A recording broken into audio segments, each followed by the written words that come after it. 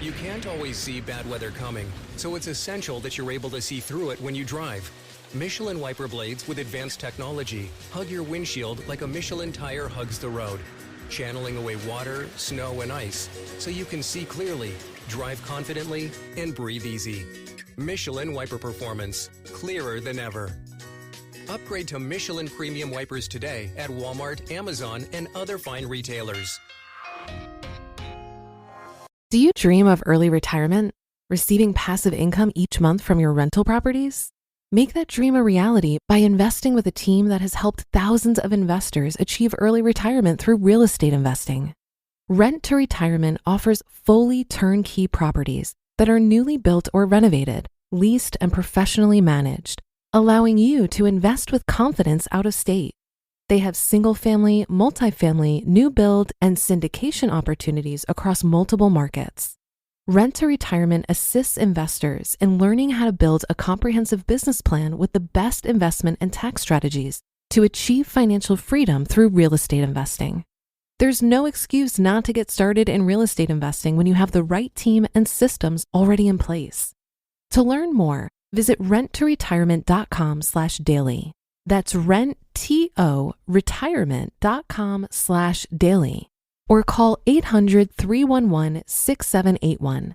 That's 800-311-6781 to learn more about how you can get started investing in some of the best cash flow markets today.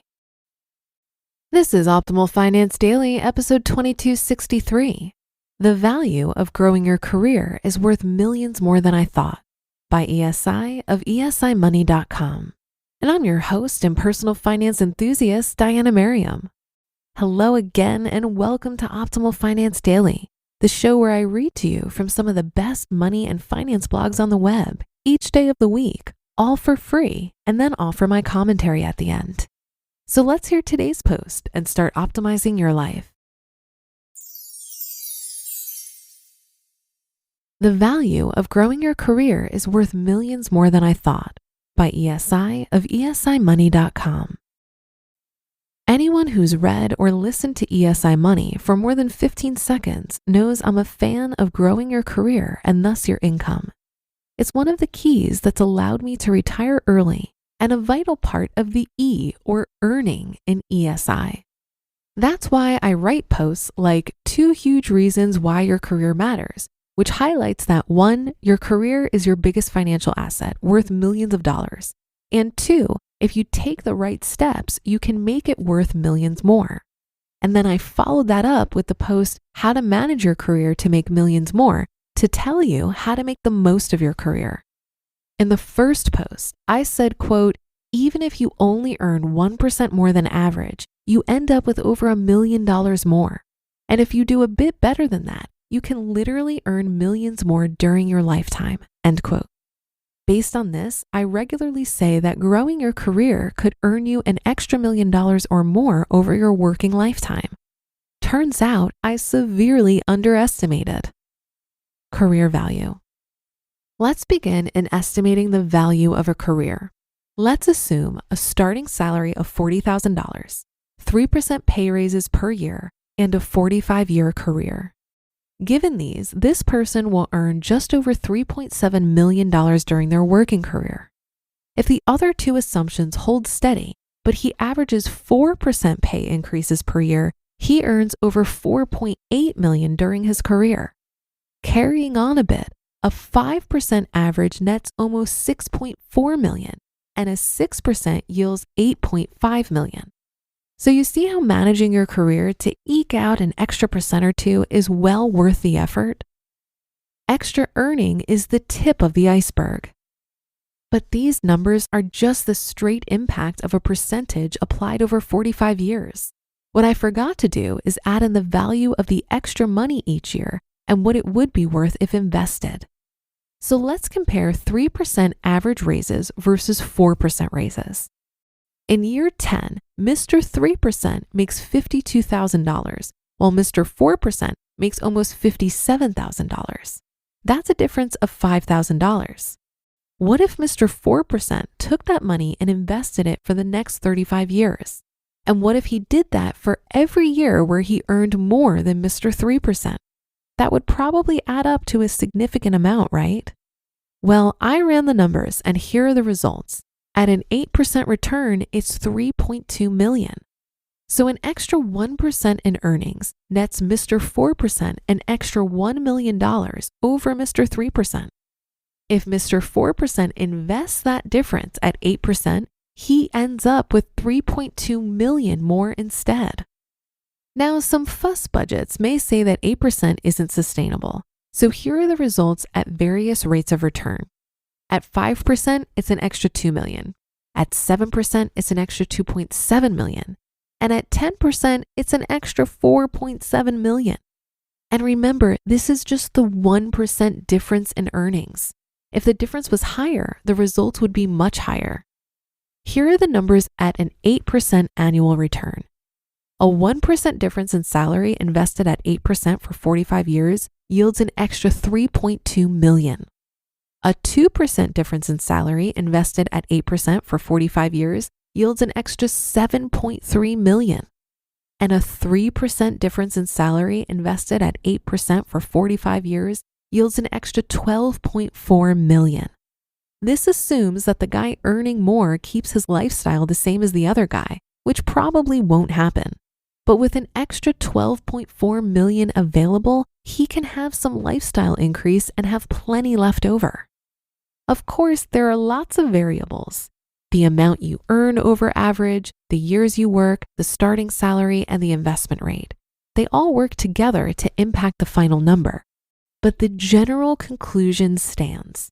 If you can grow your income faster than average, most people, and invest the difference at a reasonable rate over a working lifetime, or even any decent length of time, the difference is amazing and worth millions. The problem. And yet, here's my problem with this issue. When I write about growing your career, taking steps to earning more, and being more financially independent as a result, you know what I get? Crickets chirping. Sure, there are a few high-power corporate type ESI money readers that add their great comments and encouragement, but the career posts here are usually among the least read. I can tell by the traffic generated. Why is that? Is it that people think if they just worked harder, they'll get ahead? Is it because most people are so exhausted from jobs that suck the life out of them that they can't bear to think about putting more effort into their careers? Is it because people think there's nothing they can do to grow their careers? Is it because people think my tips stink? Or something else? Because the facts are clear. If you plug along and are willing to accept average for your career or income, you're potentially missing out on millions of extra dollars during your lifetime. You just listened to the post titled, "The Value of Growing Your Career is Worth Millions More Than I Thought" by ESI of ESImoney.com. Trying to grab all the groceries in one trip? Oof, not how you would have done that. You know sometimes less is more. Like when you drive less and save with the USAA annual mileage discount. USAA. Get a quote today. It's pretty common knowledge that the best way to increase your income is job hopping. But changing jobs is such a big decision. And while hopping around might be an effective strategy for increasing your salary, I'm not sure it's wise to change jobs solely for more money, especially if you like your job and you're comfortable with your savings rate. I spent 9 years with my last employer, and while I did see my salary double in the time I was there, I was definitely underpaid. But for a long time, I really enjoyed my work, and I worked up to a 60% savings rate, so it wasn't like I really needed to increase my income. When times were good, I saw my relationship with my employer as a huge asset on my path to financial independence. The longer I was there, the more flexibility and autonomy I had over my work. After about 5 years, I was granted a 2-month leave of absence to go walk the Camino in Spain, and I was permitted to work remotely before this was the norm. I don't think I would have been able to negotiate these kinds of perks without a long-term history of strong work performance. When it comes to full-time employment, I felt that I hit the jackpot because I didn't feel the kind of restriction on my time and energy that pushes many people to pursue financial independence and quit their jobs. However, when that dynamic changed, I was in the financial position to walk away, and explore a new way of working with self-employment. Cal Newport wrote a great book called So Good They Can't Ignore You, where he talks about building up career capital. Become so good at what you do that you can then trade in career capital for autonomy. And when you have a good level of autonomy over your work and time, consider not trading that in for more money. More money at that point will have very little effect over your quality of life. That brings us to the end for today, though. Thanks so much for listening all the way through, and I'll catch you tomorrow on our next episode where your optimal life awaits.